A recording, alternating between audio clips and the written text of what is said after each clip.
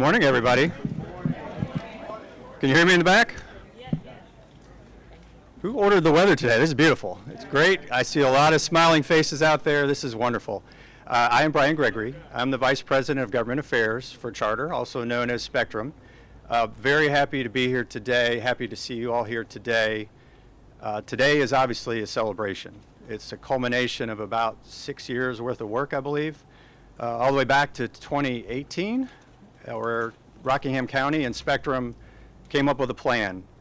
We wanted to get the life-changing ability to get high-speed internet to everybody in the county. And today I'm happy because we're much closer to reaching that goal. We're celebrating this first phase one of our investment. And this was a very innovative deal. It was the first of its kind in the state of North Carolina.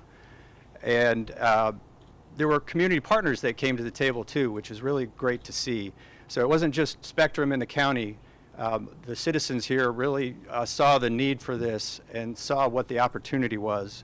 And so I especially want to thank, in addition to the county, Reedsville Area Foundation, Rockingham Community College, and the Rockingham County Schools.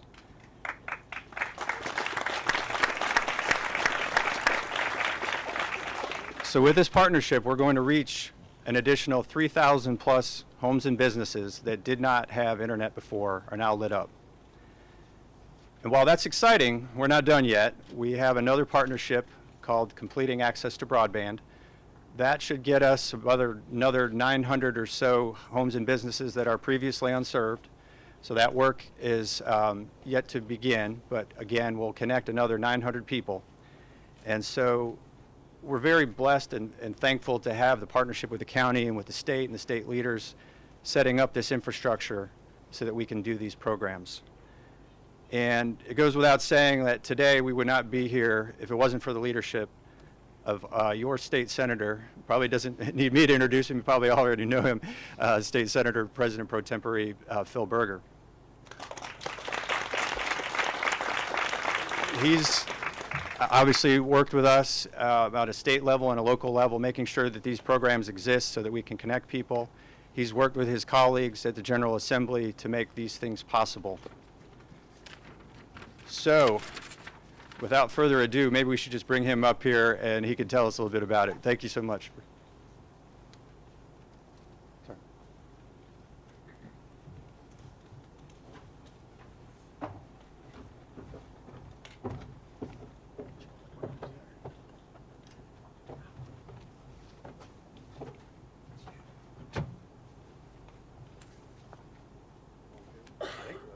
Okay.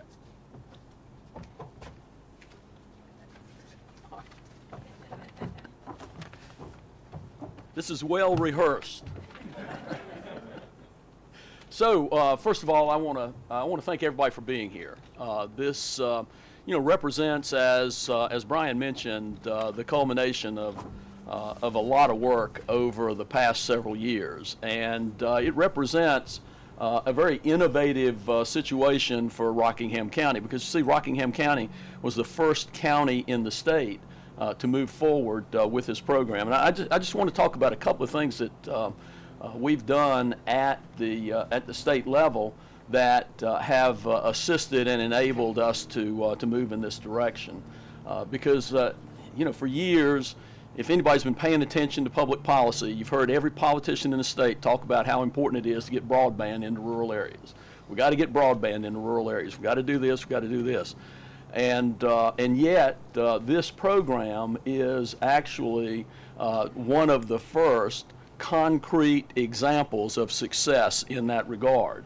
And I think you can thank not just Charter Spectrum, but you can thank the local commissioners and you can thank the other entities that Brian mentioned for their willingness to step up, take a chance, and do things that had not heretofore been done in order to achieve that goal of broadband in rural areas. And I'm going to talk to you about three things that we've done at the state level, and those three things represent, I think, some of the foundation that has enabled this to take place and will enable us to do similar things in the future here in Rockingham County, but also across the state. So the first thing is I want to talk about great. So in North Carolina, we have something called the GREAT program. You know, GREAT's an adjective, but it's also an acronym. And the GREAT program is, the GREAT stands for Growing Rural Economies with Access to Technology. And so the GREAT program actually helps improve or provides a framework to improve broadband internet access in rural areas. It targets unserved and underserved locations to promote economic development and an enhanced quality of life. And this program is really very innovative because what it does is it partners public dollars with private enterprise to enable the build out of broadband. And so GREAT is an adjective, but it's also that acronym, and it's a foundational program as far as what we're doing in North Carolina. I'm going to give you another one, CAB. You thought a cab was a car you'd get in to go somewhere. No, CAB's an acronym. And CAB is another program. And it's called, the CAB stands for Completing Access to Broadband. There's $400 million that's been appropriated for the CAB program. The CAB program is designed to help fill that last mile. You know, a lot of times, the Spectrum folks know this better than I do, and so I'll probably mangle the explanation. But, you know, there are a lot of folks that live in rural areas, and they're a pretty good ways away from the main lines of internet access. And so the CAB program tries to match dollars with those circumstances so that we can move forward with getting internet to every nook and cranny in rural areas. So the CAB program is another program funded primarily with state dollars, certainly organized and set up at the state level. And it, again, works with partners in the private sector to help build out access to internet. I got one more, BEAD. Now, you thought beads were things that you could put on a string somewhere. No, BEAD is an acronym too, and it stands for Broadband Equity Access and Deployment. There's $1.5 billion in the BEAD program, and the BEAD program is funded with federal dollars. And at this point, the BEAD program is merely a framework. And that framework is something else that we're going to be able to do in North Carolina to make sure that people in rural areas have the same ability to access the world that people in the more urban areas do. And so those are just three examples of what your state legislature has been doing to try to keep the promise that's been made by political folks for a long time that we're going to get broadband access to rural areas.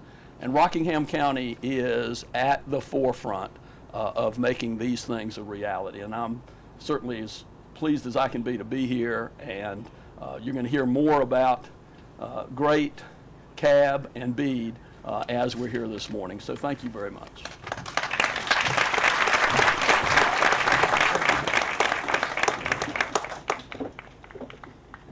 On behalf of Rockingham County and your Board of Commissioners, of which Kevin Berger and Mark Richardson are here this morning, and our County Manager Lance Metzler, we appreciate you being here.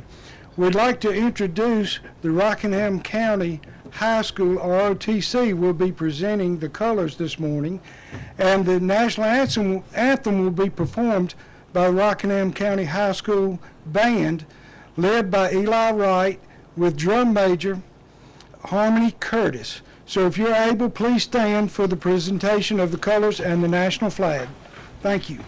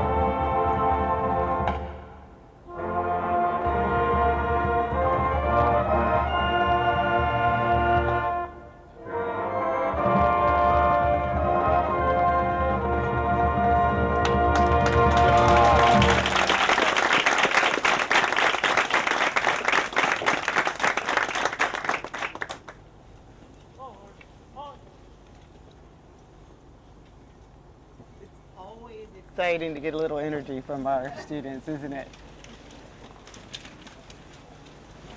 And thank you all. Thank you, President Berger, for your remarks. I mean, at the end of the day, we have no purpose in life other than to connect our customers, but he actually is a leader who made that possible for us in many ways through the beautiful acronyms he ran through, GREAT, CAB, and BEAD. So we're very grateful for your leadership, Senator. And I just want to also thank the band again and the ROTC. Can we give them a beautiful round of applause?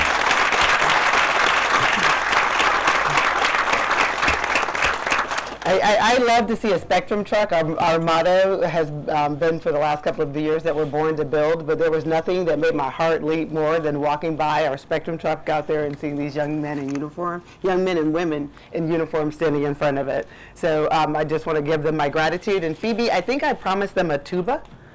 I think I promised a new tuba, so just make sure we follow up there. And again, thank you for your help in helping us to close the digital divide, and working with innovative partners like the County of Rockingham and like our leaders in the state legislature is really the only way, like I mentioned, for us to make this possible. And so we're excited to be here today in Rockingham County as we celebrate this community finally being a connected community. So can we just give a round of applause to the leaders here in our county? And one of the things we're going to do to commemorate making Rockingham County a connected community is we're going to sign a proclamation. So Mr. Metzler, I'd love it if you'd join me down at the table up front. I won't jump off the back over here.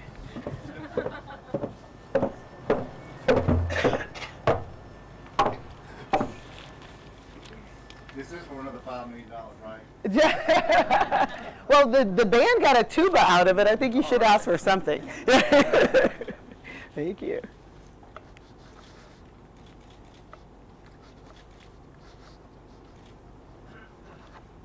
And if anybody can actually read this later, let me know. Yeah. Thank you, sir. Thank you. Thank you.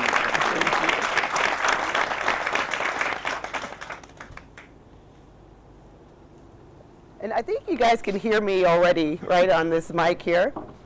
So I'll walk and talk and try not to trip.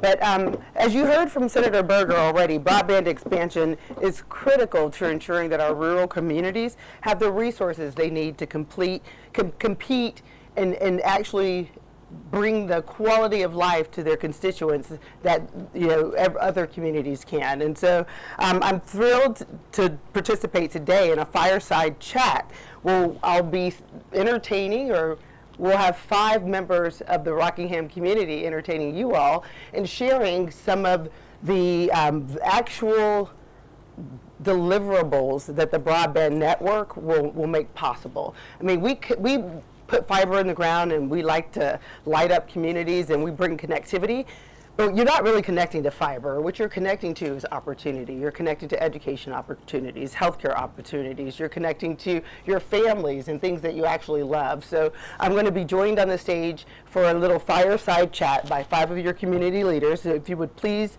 join me in welcoming Mr. Lance Metzler, our county manager for Rockingham County, Dawn Charaba, the director for the Reedsville Area Foundation, Dr. Mark Kinlaw, the president of the Rockingham Community College, Erica Vernon, the foundation and marketing director for UNC Health Rockingham, and Lee Cochran, the director of economic development for Rockingham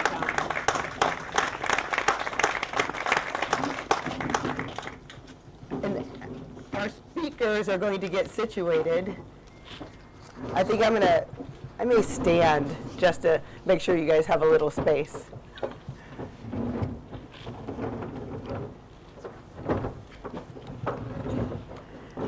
And Lance, I actually want to start with you because as much as we had a great pathway set by legislative leaders and President Berger, much of the vision for Rockingham being one of the first counties out of the gate to take their own initiative to make sure that you were closing the digital divide for your citizens came from this county commission. So when you were thinking through the digital divide and the concerns that it brought to you as a leader, why don't you tell us what brought us to where we are today?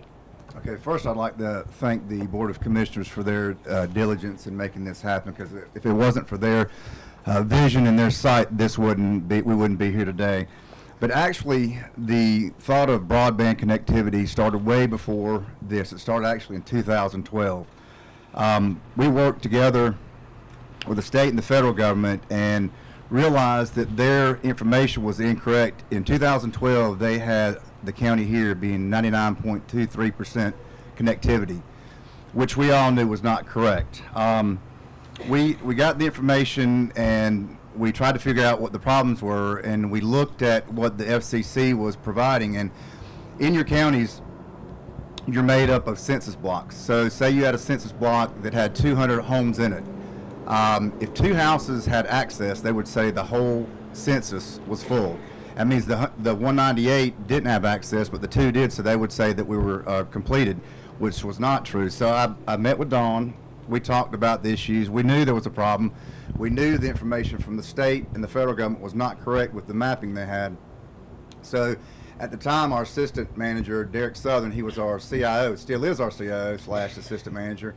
He worked very well with his staff, with Christy and the staff, to formulate actually where we were, and we were more closer to 60% than 99%. So they did a lot of mapping. They requested petitions, encouraged people calling in. They even went door to door to find out what the needs were and what the access was.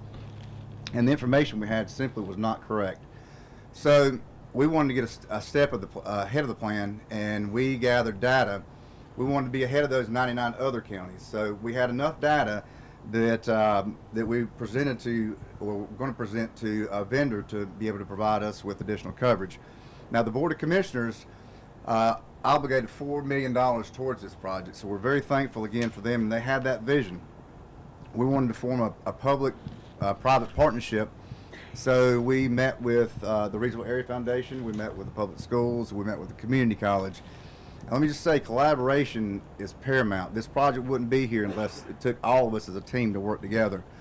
So we put out an RFP to get vendors to decide on if they wanted to provide coverage here, and Spectrum by far did the best job. They were very interested and very sincere about wanting to provide services throughout the county. All 4 corners and everywhere in between, they want to provide those services. So phase 1 was about $14.4 million. It was close to 4,000 homes. Spectrum, again, can tell you we're the first county in the state of North Carolina to go through this process. We are currently working on phase 2 with Spectrum and the state, and we are using the CAB funds. We got almost $1.8 million for CAB funds to go towards that, and the county's going to put in 1.8, and then Spectrum's put in 1.5. So that's kind of where we are. That's going to add additional 900 homes that is going to have availability. So that's a little bit of the background and where we are today. That's fantastic. What's next, though? What do you see next in terms of things that need to be done in order to promote digital access in the county? Well, certainly connectivity. I mean, we want to make sure that all 100% of the counties, as we can, that 100% of the homes are connected. I think you have to have infrastructure in place. You've got to have equipment. So we're working on the infrastructure. Next, we're going to start working on the equipment, trying to make sure that homes have the access to computers, to the modems, to things they need to connect. And the third piece is literacy. They have to have a component where we teach individuals how to use broadband and internet access. Excellent. And I just want to say, if you're a citizen and you actually live here in Rockingham, you have a tremendous group of leaders in front of you, because what they did is they took data and said, you know, this data is just not right. And we have to have fact-based decision making, and you actually challenged the facts and got to real facts, and then which actually led you to actionable outcomes. And so Rockingham being the first to take this action is not to be ignored, and I just want to commend you and the entire county commission for your leadership. And I would be remiss if I didn't say that Derek Southern, the assistant manager and the CIO, did an excellent job. Yeah, thank you. Derek, will you raise your hand? And we kind of jumped into this conversation and we started talking about this thing called the digital divide, but it actually manifests itself differently depending on the perspective that you're coming from, which is why we felt like the 5 leaders you have in front of you were the perfect 5 leaders to help understand. You know, we're talking about connectivity, but what they're actually talking about is healthcare, education, job access. So I would love to hear a little bit more from each of you, and I'll just go across the line to to hear from your perspective what challenges you saw manifested in this problem with the digital divide. Well, is Is it your on? mic on? You're good. It's on. Well, in healthcare, one of the things that we see in rural communities and one of the things that we hear often is we need more access to specialty care, or we need portability of records to be able to go with a patient. Well, that has become a digitally enabled world. But if individuals don't have broadband at home, computer accessibility, if they don't know how to use the technology, there becomes a great divide. And that divide is represented in a number of ways. It is shown through an age gap of comfort of our younger citizens in the technology that they've received throughout their educational time versus our older citizens who may not be as comfortable navigating a brand new smartphone and the app that comes with it. And then again, what technology is in the home and the connectivity that they also have presents the ability of how do you access that specialty care if you don't have technology and a secure platform to use telehealth, which is a very prominent and positive opportunity for our rural citizens to access care remotely when travel access may be limited. Absolutely. Absolutely. Good morning, everyone. Thank Good you, morning. Marva, for having us. I'm Dawn Sharaba, Director of the Reedsville Area Foundation. And for those who may not know, we are a health legacy foundation that supports Rockingham County through grants and works closely with our nonprofit and government sector. And so our vision of our organization is a community where everyone has the opportunity to participate. So they are able to engage in civic life, in social life, and in the economy.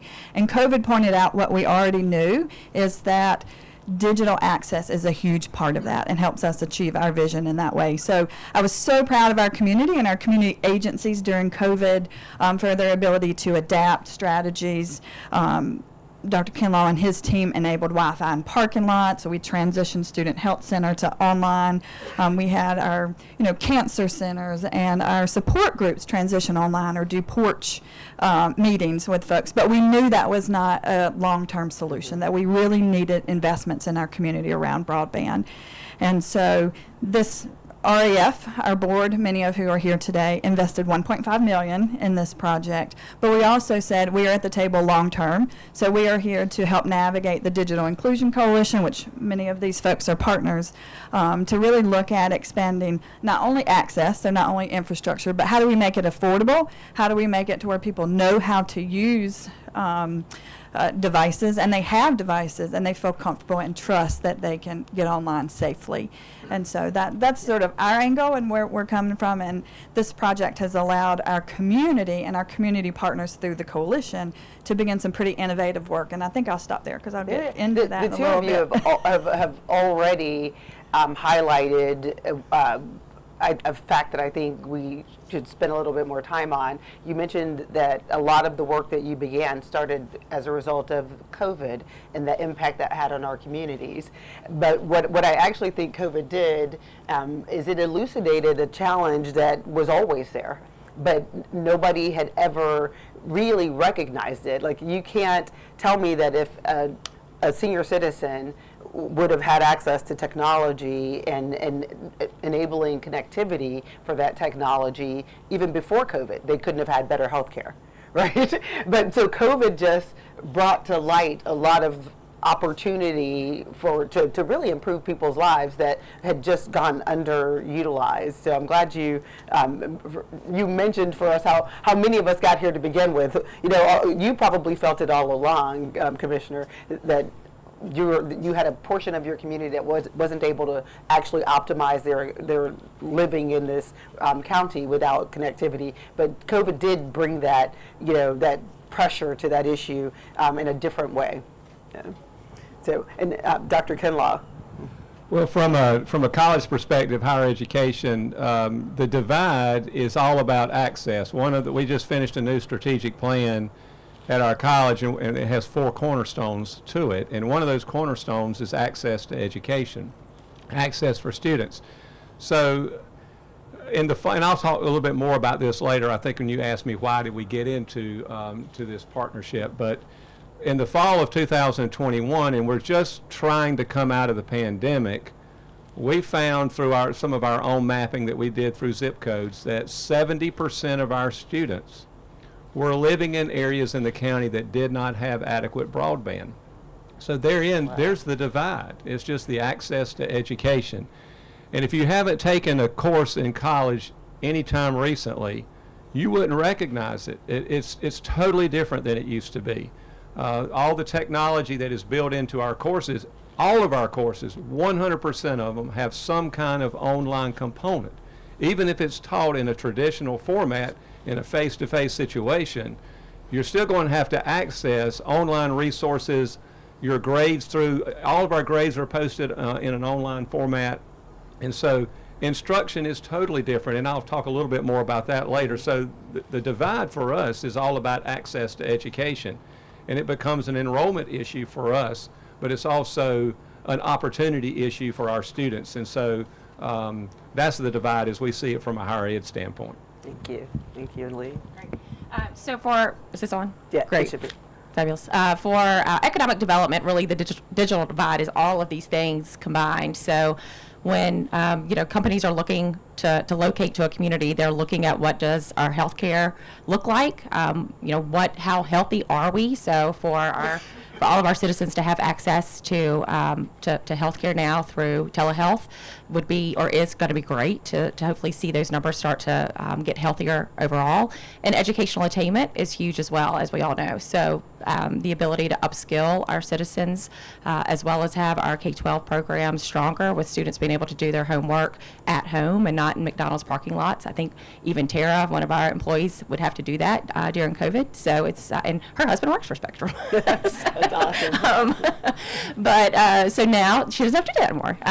But those are things that are really important for economic development when companies are coming. And also just the opportunities for people to work from home, to make money, to connect to the world, as you said, and just to become civic-minded folks, to get engaged with Rockingham County, with our government. Those are all extremely important, and our ability to be attractive to new businesses and new citizens looking to move here. Excellent, excellent. And I'm going to go back to Dawn for a second, because you've been a leader in the Rockingham County and in the community as it relates to digital equity and digital adoption. So what I hope that you all have heard from each of our panelists so far is the connectivity is actually just the beginning of solving the problem. That's just step one. We still have multiple steps to take. And so what would you say are some of the priorities your community partners and people in the community should be focusing on now in terms of adoption efforts? Yeah, thank you, Marva. So this project itself, the infrastructure investment, was a huge boost to our work as a county and the coalition. And I want to recognize coalition members. If there are folks here, if you would stand or raise your hand, and these people can raise their hands too, because, thank you, yes. This group has continued to meet since COVID to really focus on what are strategies and goals for our county around not only infrastructure, but access, affordability, and adoption. And so this really gave us the momentum and the boost to apply for collaborative funding. So we applied for an NCDIT grant, which the General Assembly provided funding for that department, where we are able to pilot initiatives in our county that really meet the needs of our folks in ways that each individual agency can adapt and really work towards. And so there are 17 agencies part of that are continuing to look at what are the needs, what are the challenges, what are the gaps. And I think in the next couple months or weeks, you will see a partnership of 12 agencies that are getting trained on a digital navigation curriculum. So they will be embedded in our community agencies. So those folks will be able to help whoever is accessing services better navigate our online systems.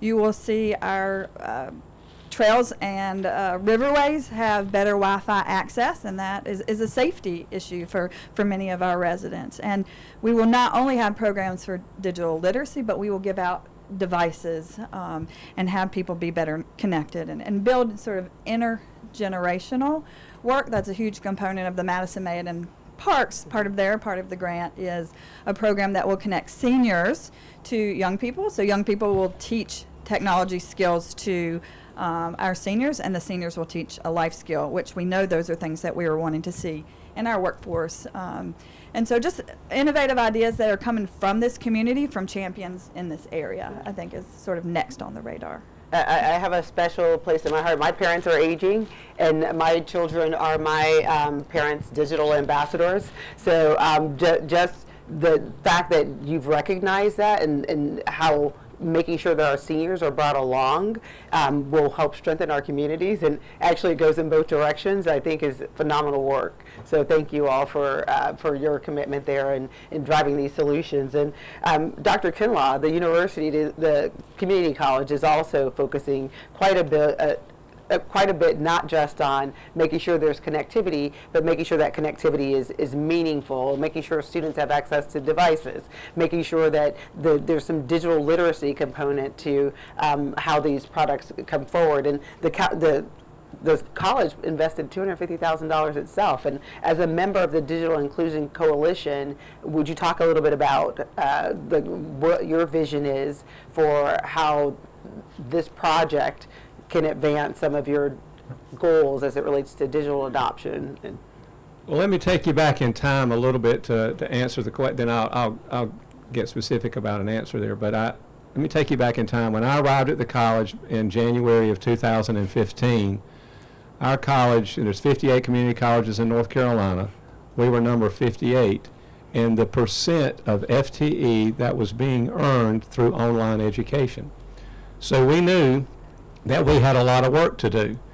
And so we applied for a federal Title III Strengthening Institutions grant, $1.5 million, and then we were able to get a North Carolina Rural Broadband grant of $500,000. So we took $2 million and we invested that into the infrastructure for online education. And so the cabling and all the different technologies that you have to put in place to put us in a position to be able to offer online education at a high level with quality.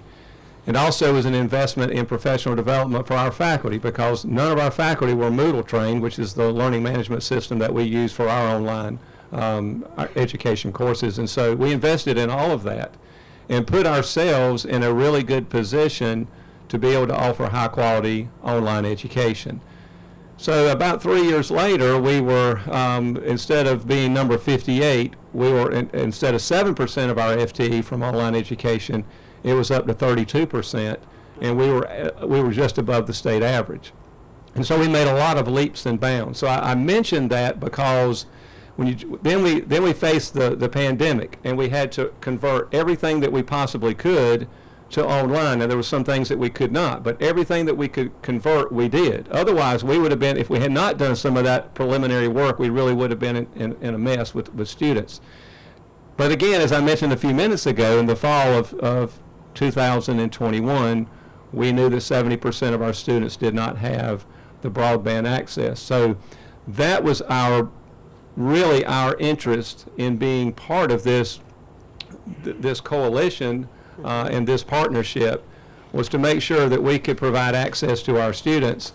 And it's obviously an enrollment issue for us, because now we're able to grow our enrollment in different ways. We can offer instruction in a lot different ways. And so instead of everything being traditional where you have to come to campus, now we're able to offer a variety of options to our students that allows us to tap into a different pool of students that we could not tap into earlier.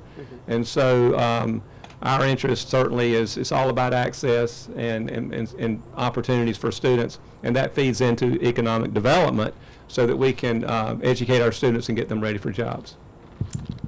That's, again, coming back to, yeah, we think that COVID shined a light on this problem, but the way that we've recovered from it and learned from it and been able to make decisions that are actually long-term, just the right things to do, and we wish that we could have done them even before, it's actually enlightening, because I'm sure you would have 3 years ago, or I guess COVID was 2022, so 3 years ago, if you would have had that same vision, but you may not have had the financing to execute on it. So again, just coming back to all of our acronym soup, GREAT, CAB, and BEAD, it really did move us ahead towards goals and objectives that we all would have liked to have seen come to fruition here in Rockingham County, but for that, tragedy of COVID, we wouldn't have had the funding to do.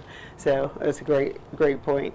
And Lee, he teed you up already. He talked about what the economic impact is. I'd love to hear you share with our group here some of the things you're seeing from an economic growth perspective as opportunities underway. Sure. And I will say exactly what you said, Marva, is really, someone asked the other day, what did COVID do? How did COVID set Rockingham County back? And my answer was, it didn't. If anything, COVID propelled us forward, because we had the best announcement years we've ever had for economic development. It spearheaded and made us actually act, come together collectively, because to your point, we knew that there was a digital divide. I think everyone was very interested in trying to solve it, but because it was so prominent and in our face, our county commissioners were proactive and the state was proactive to actually dedicate real dollars towards it. So we had a great grant before, but then this just accelerated, the ability to really problem solve. So and that's where we are. And it's been great for us because we have 3,000 new homes going up in Rockingham County in areas that now will have internet access. That's big for us. Population growth is also huge for economic development. Companies don't want to go to counties that are flat or negative in population growth, so we're excited that we're not that community anymore. People have the ability to work from home. They have the ability to have side jobs.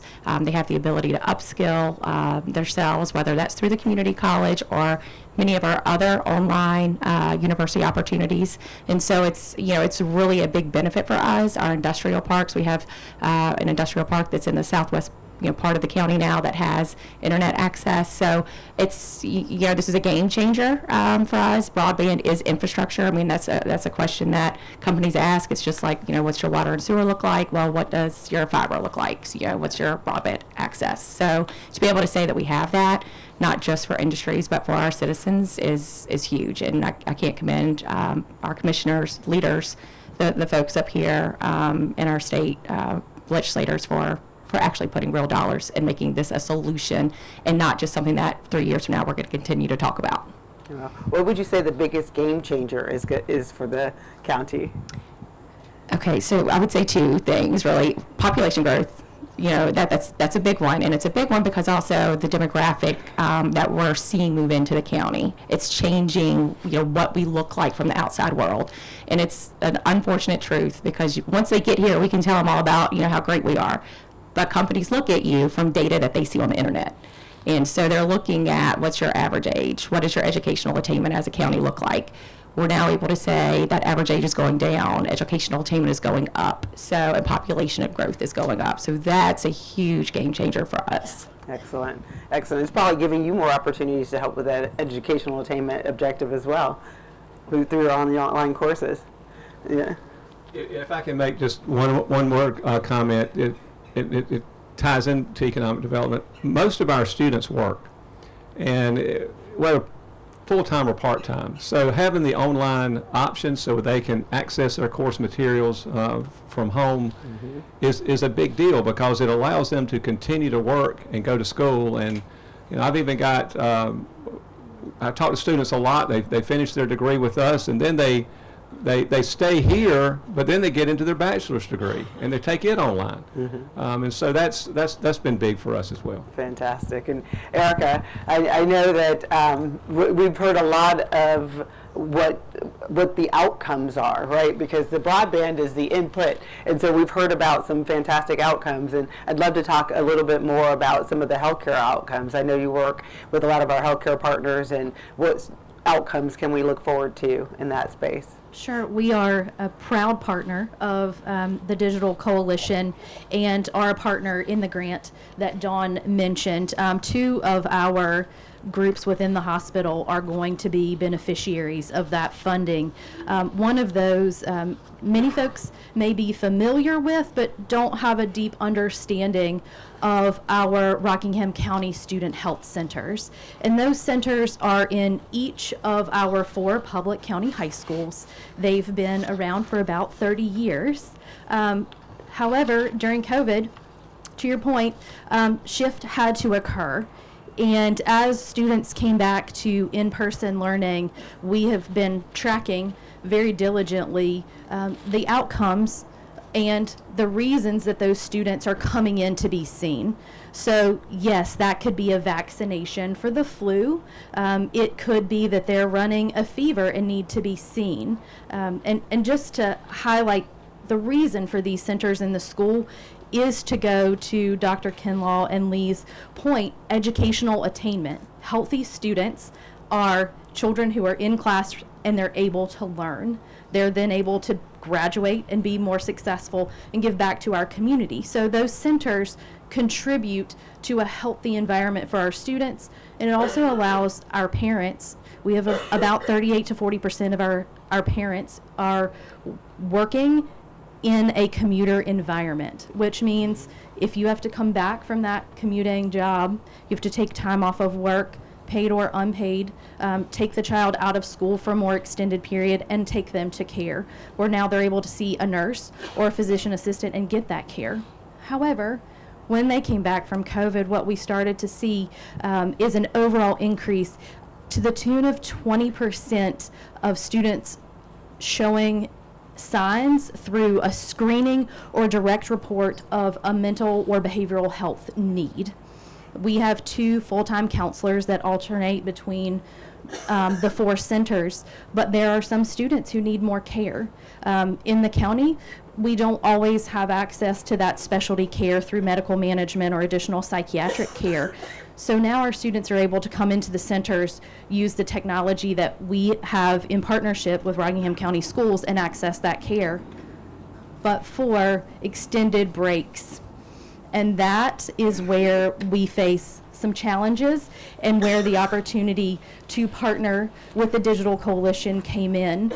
And so now, rather than students going 3 months a week for fall break, a month over Christmas without access to their care, we are going to be able to additionally train our teams in the schools to help the students access their technology, but also provide them with devices. And I know many of us take for granted that as we sit in a restaurant that all young people have technology, but they don't. Or they have technology that may be older and doesn't have the proper technological security to access medical platforms. So we are able to provide that for them through a lending system that will travel with them because they are an actual patient receiving a medical record, and then that gives them portability to go on once they've graduated and have continuity of care going forward.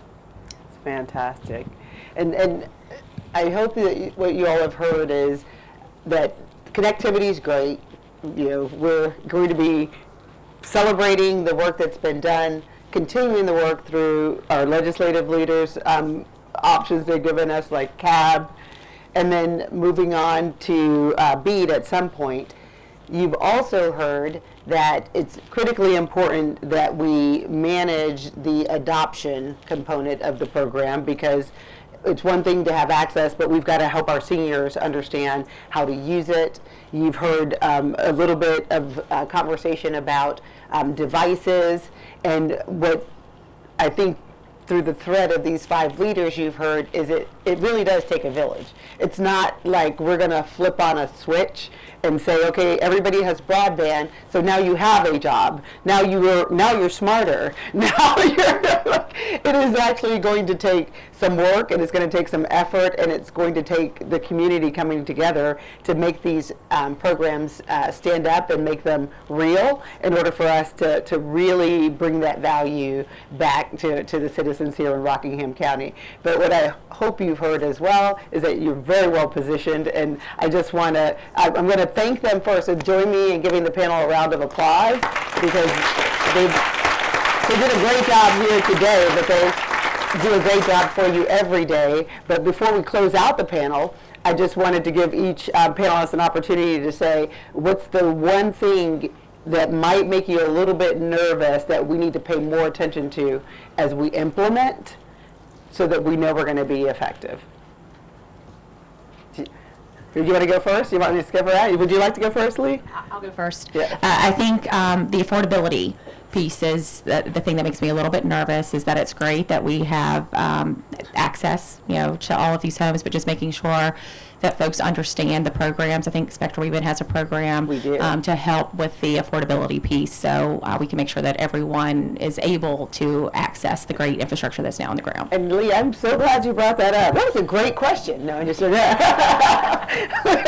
because we didn't talk a lot about affordability, and we do have a program called the Spectrum Internet Assist Program, which is designed to make sure that the products and services and actually the education options, the healthcare options are affordable to every citizen. So and we should definitely make sure, and I know Phoebe's here, that we spend a little bit more time with our community partners. And we always tell everyone we're a service provider. So if I tell you something's good for you, you think I'm trying to sell you something. But Spectrum Internet Assist, we believe, is just good for you. And so we rely on our community partners to help us build the trust with our community, so that the senior citizens know it's not a game, it's not a gimmick. No, this service really is priced this low in order to ensure that you have access to it. So I'm so glad you brought that up, Lee. Dr. Kinlaw, did you want to go next? Yes, I just want to say that I think that a big component is the digital literacy.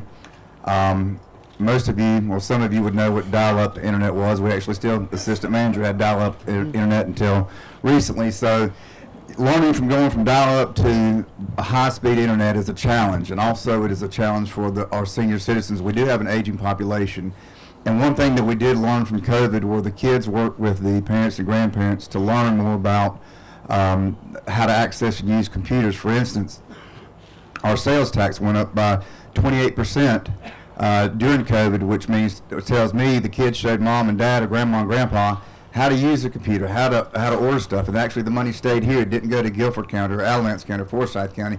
It stayed in Rockingham County. So I think that the more that the educated the senior citizens are and the community are about how to use this and how to use it effectively, I think that's a challenge, but it's going to be the most important thing we need.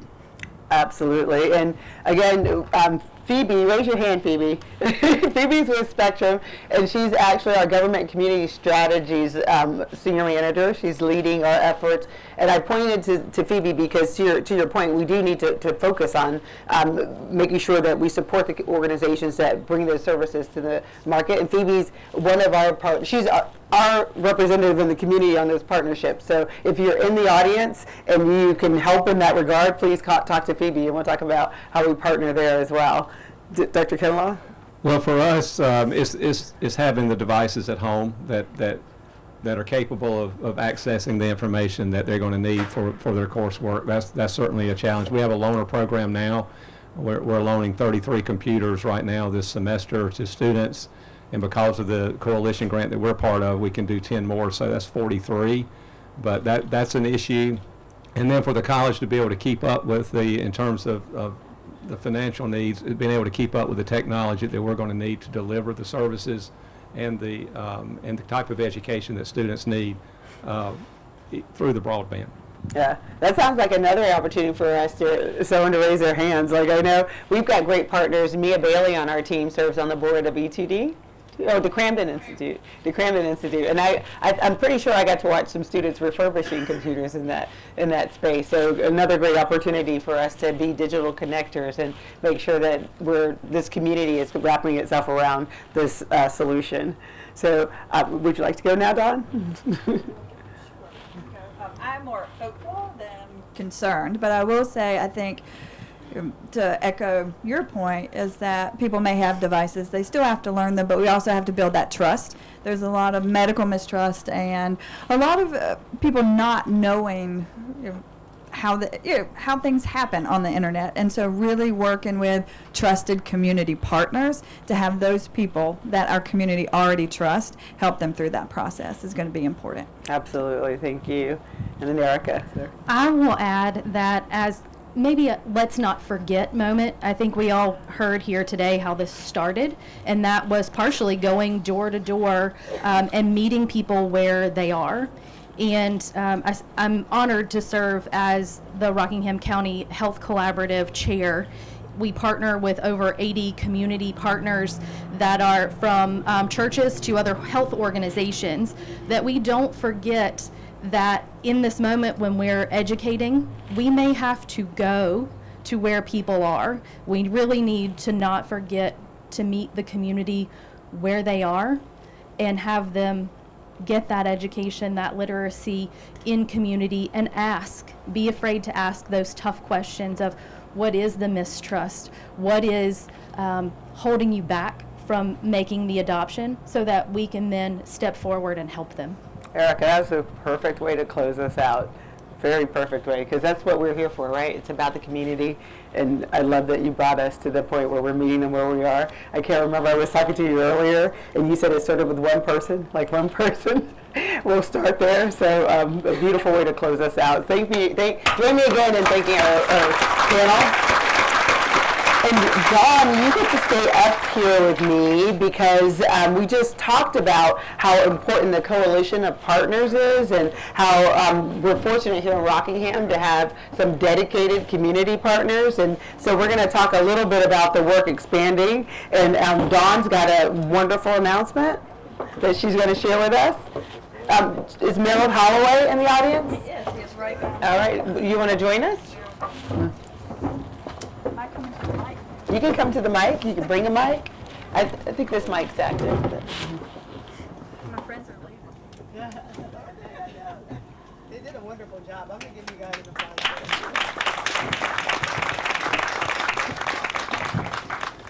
All right, you all. So Meryl Holloway is joining me today on the stage, and Meryl has one of those stories. I hope I don't embarrass you and your parents, but when Spectrum started work in our county, Meryl's parents got service for the first time, and they posted a video on Facebook, I think, of the little flags that Spectrum puts out when they're going through the line, and there was so much excitement and so much joy in that video. So You had to share that. I did want to share. So I'm going to let Meryl introduce himself quickly and how he's involved in the coalition, and then we'll make a quick announcement. Thank you, Dawn. Yeah, thanks for sharing that story. Yeah, my parents live out on Grooms Road, if people know where that is, so it's kind of almost in Ruffin. And they did not have access for a long time, so it was a great feeling to see that truck show up and put those flags down, and I'll see if I can share the video again. But my name is Meryl Holloway. I am with NC 100. We are a small but mighty nonprofit based in Rockingham County with a coalition of folks that are like me, grew up here and wanted to support community initiatives and build capacity, and we're very proud to be part of this coalition work and be part of this wonderful tapestry of nonprofits and mainstream organizations and our government, and we really appreciate our county commissioners and Senator Berger for appropriating these funds and this group of folks doing this work. So we're happy to be here, and I think we're part of that group that Dawn kind of talked about, the folks that are convening with community partners that are trusted. When folks have those issues and want to figure out how to sign up for one of those wonderful programs that Marva talked about, they go to our community partners that we help build capacity in. So happy to be a part of it. So We are partnering with Spectrum to announce Connect Rockingham. It's an essay contest. I believe you all have it in your packets. Is that right, Marva? So if you have a packet. So it is a contest open to all high school students in our public schools in Rockingham County. It will launch November 4th, and so it'll be open November 4th through December 31st. There is cash prizes available to our students with the topic of for them to explore the impact of digital equity in Rockingham County, including the impact of connectivity on learning, and discuss what responsibility community organizations, both public and private, have in closing the digital divide. So folks can submit an essay or they can submit a video presentation, and Meryl's going to go through what that process looks like. Absolutely. As Dawn said, this process will open up on the 4th, so you will see it on our website, the Reedsville Area Foundation website, NCA 100, all of our community partners. Open up on the 4th. We are going to give folks until December 31st, as Dawn said, to be able to get those applications in. We don't want to compete with final exams and all the things that kind of happen as we close out the year. There are multiple ways for folks to be able to submit those applications through Google, through the video. Did we mention the prizes here? I didn't say the Did we mention amount. prizes? So the amount, yeah, let's talk about the amount. So first place for these essays will be $1,000. All right. Second place, $750 cash scholarship, and third place is $500. So one of the things that I want to add that I think that is going to be really special about these young folks being able to write these essays, they're going to be able to contribute some of these ideas that they have that can lead to some of these solutions that we come up with. So it's really, really important that we engage with those young folks, help their parents. I think as Dr. Kinlaw talked a little bit about how navigating community college is a little bit different. It's different navigating elementary school and high school and middle school. And whether it's mom, dad, uncle, auntie, grandma, somebody needs to, help support those young folks with their lesson plans, and they're going to help them with the scholarship. But it's really, really important that our folks that have not had an opportunity to get access to devices and get access to all of the new things that are available to them, that additional support. So this is going to be another part of that. Your mom doesn't qualify, though. No, she does not. Just high school student. Just high school student, yeah. Well, hopefully Thank the band was still listening when they heard it there. So please spread the word, please. Thank you.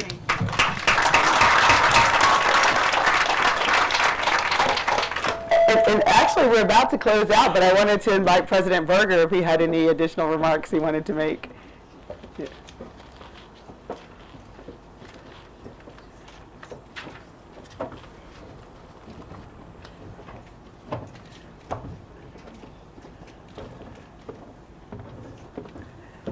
They made me feel tall with this.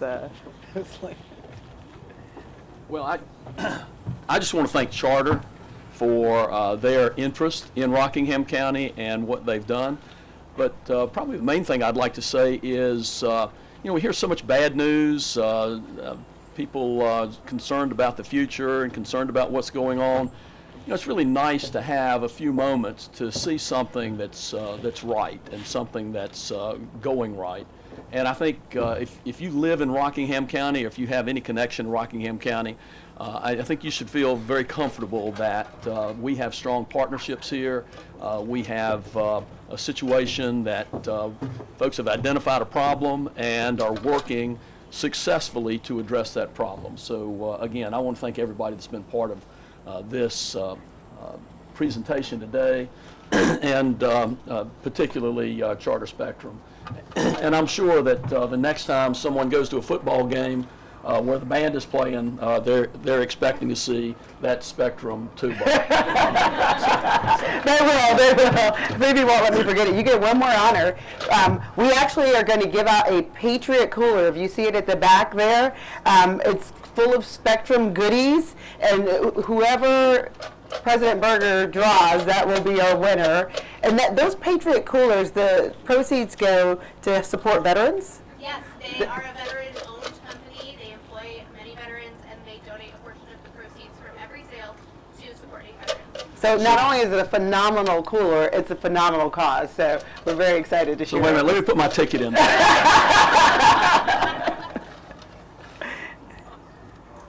Excellent. And he picked 167027. Woo!